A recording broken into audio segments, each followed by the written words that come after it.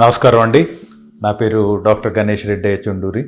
నేను senior orthopaedic surgeon Raghavendra హాస్పిటల్స్లో పనిచేస్తున్నాను. ఈరోజు మనము మాట్లాడుకునే టాపిక్ మనకి బోన్స్లో ఇన్ఫెక్షన్ వస్తే దాన్ని మనం ఏం చేయాలి. సో అంటే కొన్నిసార్లు ఏమవుతుందంటే మనము ఫర్ వేరియస్ రీజన్స్ అదే మనకి ఫ్రాక్చర్స్కి మనము ప్లేట్స్ పెట్టామా, లేకపోతే వైర్స్ పెట్టామా, లేకపోతే స్క్రూస్ వేసామా, లేదా మనకి జాయింట్స్ ఆపరేషన్ అయినప్పుడు జాయింట్ రిప్లేస్మెంట్ చేసుకున్నామా, ఇలాంటి కొన్ని సందర్భాల్లో మనకి ఇన్ఫెక్షన్ వచ్చే అవకాశం ఉంటుంది. అయితే ఒకటి మనం తెలుసుకోవాల్సింది ఏంటంటే, మనము 100 ఆపరేషన్లు చేస్తే దాంట్లో ఒకటి ఇన్ఫెక్షన్ అయ్యే ఛాన్సెస్ ఉంటుంది. అంటే మన రోడ్డు మీద వెళ్తుంటే మనకి యాక్సిడెంట్ అయ్యే ఛాన్స్ ఎలా ఉంటుందో అలాగే ప్రతి ఆపరేషన్కి, అది ఆర్థోపెడిక్ సర్జరీ అయినా, లేకపోతే జనరల్ సర్జరీ అయినా, గైనకాలజీ సర్జరీ, ఏ సర్జరీ అయినా మనకి ఆ రిస్క్ అన్నది ఉంటుంది. అయితే ఇప్పుడు మనం దురదృష్టవశాత్తు మనకు అలా వస్తే మనం ఏం చేయాలన్నది ఈరోజు మన టాపిక్. సపోజ్ ఈ ఇన్ఫెక్షన్ అన్నది దాని టైం విధంగా చూసుకుంటే ఒకటి ఏంటంటే ఇమ్మీడియట్గా వచ్చే ఇన్ఫెక్షన్ ఒకటి ఉంటుంది, ఒకటి లేట్ ఆన్సెట్ ఇన్ఫెక్షన్ ఉంటుంది. ముఖ్యంగా ఈ రెండుకి తేడా మనం తెలుసుకోవాలి. ఇమ్మీడియట్ ఆన్సెట్ ఇన్ఫెక్షన్ అంటే ఏంటంటే, ఈరోజు మనకి ఆపరేషన్ అయింది, ఒక 4-5 రోజులు లేదా 10 రోజుల లోపలే ఆ వూండ్ అంతా ఎర్రగా అయిపోయి దాని నుంచి కొంచెం డిశ్చార్జ్ రావడం, కొంచెం పస్ లాగా రావడం అన్నది జరగడం అన్నది మొదలవుతుంది అనమాట. అయితే దాంతో మనకి టెంపరేచర్ రావడము, అదేంటి బ్లడ్ టెస్ట్లో మనకి వైట్ సెల్ కౌంట్ రేజ్ అవ్వడము, ఇలాంటివి కొన్ని కనబడుతూ ఉంటాయి. సో ఇది ఆబ్వియస్గా అది ఇన్ఫెక్ట్ అయిపోయిందని తెలిసిపోతూ ఉంటుంది. మన ఇంట్లో దొంగలు పడ్డారనుకోండి, మనం అందరం ఫస్ట్ ఏంటంటే మనకి రియాక్షన్ ఏంటంటే, మనిషికి సైకలాజికల్గా ఫస్ట్ డినయల్ అనమాట. డినయల్ అంటే మన ఇంట్లోనే ఎలా పడతారు, మనం ఇంత జాగ్రత్తగా ఉంటాం కదా అన్నది ఒకటి. ఇట్లాంటి ఆ ఫేజ్ నుంచి యాక్సెప్టెన్స్ ఫేజ్కి రావడానికి కొంచెం టైం పడుతుంది మనకి. అదేవిధంగా ఇప్పుడు సర్జన్స్ అందరూ కూడా అలాంటి ఫేజ్ల నుంచి బయటికి రావాలి. అంటే ఫస్ట్ అరే ఎప్పుడు కాలేదు కదా, ఇప్పుడైంది ఏంటి ఇన్ఫెక్షన్ అన్నది ఒకటి, ఈ ఇన్ఫెక్షన్ ఎట్లా తగ్గిపోతుందన్న ఇంకో అదేంటి కాన్ఫిడెన్స్, అంటే నేను అంత బాగా చేశాను కదా సర్జరీ ఎట్లా వచ్చిందని. అంటే మనం ఎంత బాగా చేసామన్న ఫ్యాక్టర్ ఒకటైతే, ఇంకొన్ని ఫ్యాక్టర్స్ ఎట్లా ఉంటాయంటేనండి ఇన్ఫెక్షన్ రావడానికి అక్కడ పేషెంట్స్ సైడ్ నుంచి ఫ్యాక్టర్స్ ఉంటాయి, ఇంప్లాంట్ సైడ్ నుంచి ఫ్యాక్టర్స్ ఉంటాయి, సర్జన్ సైడ్ నుంచి ఫ్యాక్టర్స్ ఉంటాయి, లోకల్ ఫ్యాక్టర్స్ ఉంటాయి. ఇలా చాలా ఫ్యాక్టర్స్ ఉంటాయి అక్కడ రావడానికి. ఏంటంటే పేషెంట్ ఏజ్ ఏంటి, వాళ్ళ పడిపోయినప్పుడు అక్కడ చర్మం కట్ అయిందా లేదా, ఆ తర్వాత వాళ్ళకి షుగర్ ఉందా, బీపీ ఉందా, వేరే అదర్ మెడికల్ ప్రాబ్లమ్స్ ఉన్నాయా, సన్నగా ఉన్నాడా, లావుగా ఉన్నాడా, ఆ తర్వాత అక్కడ కట్ చేసిన తర్వాత టిష్యూలో చాలా ఊజింగ్ వచ్చిందా రాలేదా, అది ఫ్యాక్టర్స్ పేషెంట్ సైడ్ అయితే.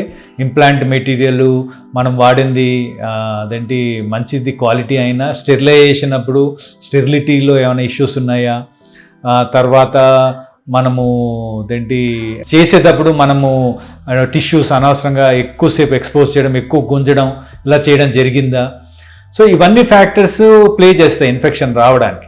But what ever the reason, ఇప్పుడు ఇన్ఫెక్షన్ అయితే వచ్చింది కదా, ఇప్పుడు ఇంత అగ్రెసివ్గా లేదు, డిశ్చార్జ్ లేదు, కొంచెం ఎర్రగా ఉందనుకోండి, అది ముందే గ్రహించి మనం జాగ్రత్తగా ఆ స్టేజ్లో కనుక మనం యాంటీబయాటిక్స్ లాంటివి ఇచ్చుకోగలిగితే, అంటే ఎస్పెషల్లీ ఐవి యాంటీబయాటిక్స్ లాంటివి చాలా మటుకు ఇవి అంటే it's a fight between the infection, ఎన్ని ఆర్గానిజమ్స్, దాని విరులెన్స్ అంటే అది ఎంత బాగా ఇన్ఫెక్షన్ని పెంచుకోగలదో దానికి మనము పెట్టిన యాంటీబయాటిక్ ఉన్న ఫైట్ ముల్లో ఎవరు గెలుస్తారో దాన్ని బట్టి ఆ ఇన్ఫెక్షన్ అనేది కంట్రోల్ అయిపోవడమా, లేకపోతే అది నెక్స్ట్ స్టేజ్కి వెళ్ళడమా అన్నది ఉంటుంది. సపోజ్ ఒక 2-3 డేస్ యాంటీబయాటిక్ పెట్టినా అది ఇంకా ఉండి ఇంకొంచెం డిశ్చార్జ్ వస్తుంది అనుకోండి, అలాంటప్పుడు చేతులు కట్టుకొని కూర్చొని ఇంకా యాంటీబయాటిక్ ఇస్తాను ఇంకా అంటే అది సరిగ్గా తగ్గిపోదు.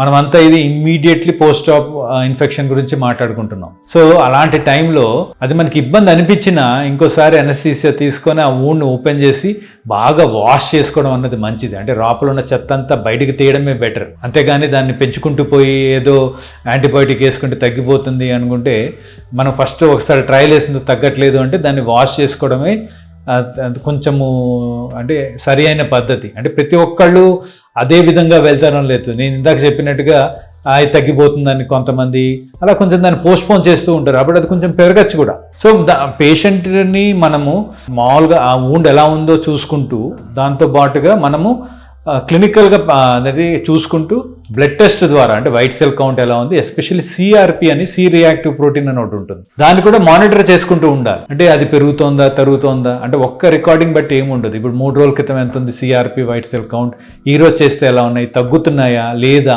అంటే తగ్గుతున్నాయి అంటే మనం ఒక రైట్ డైరెక్షన్లో ఉన్నట్టు, పెరుగుతున్నాయి అంటే మనం కరెక్ట్ డైరెక్షన్లో లేమన్నట్టు. అప్పుడు దానికి డెఫినెట్గా ఓపెన్ చేసి దాన్ని వాష్ చేసుకొని దాన్ని అలా హీల్ చేసుకోవడమే, మొత్తం క్లోజ్ చేయకుండా కొంచెం మైల్డ్ క్లోజర్ పెట్టుకుంటే లోపల ఉన్న చెత్త అంతా బయటకు వస్తూ డ్రైన్ పెట్టుకొని అలా దాన్ని లోకల్ యాంటీబయాటిక్ కూడా ఇచ్చుకుంటూ ఐవి యాంటీబయాటిక్ అలా కూడా దాన్ని కంట్రోల్ చేయడానికి మనం ప్రయత్నించవచ్చు. ఇలా చేస్తే ఎప్పుడైతే మనము కాళ్ళలో ముళ్ళు గుచ్చుకుంటే తొందరగా దాన్ని తీస్తే నొప్పి తగ్గుతుందో ఇవి కూడా కొంచెం తొందరగానే తగ్గుతాయి. దాన్ని నాంచి తెలిస్తేనే కొన్నిసార్లు అవి పెద్దవవుతాయి. ఇది ఇమ్మీడియట్ ఇన్ఫెక్షన్స్ గురించి.